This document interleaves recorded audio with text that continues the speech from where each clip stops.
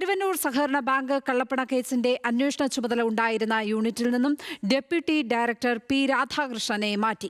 അപ്രധാനമായ മറ്റൊരു യൂണിറ്റിലേക്കാണ് മാറ്റിയതിന്റെ കാരണം വ്യക്തമല്ല.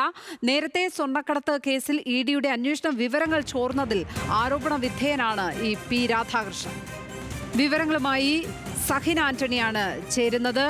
സഹിൻ, കരുവന്നൂർ കേസിൽ കുറ്റപത്രം സമർപ്പിക്കാനൊക്കെ ഇരിക്കെയാണിപ്പോൾ അന്വേഷണ ഉദ്യോഗസ്ഥനെ മാറ്റിയിരിക്കുന്നത്. എന്താണ് കാരണം എന്നാണ് നമുക്കറിയാൻ കഴിയുന്നത് സഹിൻ?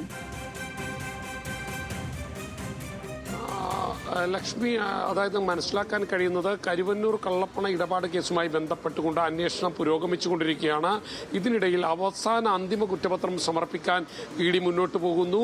ഇതിനിടയിലാണ് അതിന്റെ അന്വേഷണ ചുമതലയുണ്ടായിരുന്ന പി രാധാകൃഷ്ണൻ, ഡെപ്യൂട്ടി ഡയറക്ടറാണ് അദ്ദേഹത്തെ മാറ്റിയിരിക്കുന്നത്. പകരം ഇപ്പോൾ തമിഴ്നാട്ടിൽ തന്നെ ചുമതലയിലുള്ള മറ്റൊരു ഓഫീസറെ കൊണ്ടുവരികയാണ്. രാജേഷ് നായർ എന്നാണ് അദ്ദേഹത്തിന്റെ പേര്. ഡെപ്യൂട്ടി ഡയറക്ടർ സ്ഥാനത്തേക്ക് അദ്ദേഹത്തെ കൊണ്ടുവരുന്നു. അദ്ദേഹം തന്നെയായിരിക്കും ഇതിന്റെ ചുമതലയുമായി ഇനി മുന്നോട്ട് പോകുക.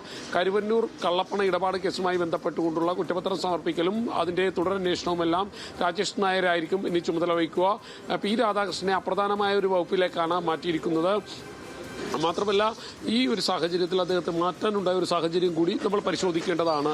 ലക്ഷ്മി, കൊച്ചിയിൽ നിന്ന് സഹിൻ ആന്റണിയാണ് വിവരങ്ങൾ പങ്കുവച്ചത്.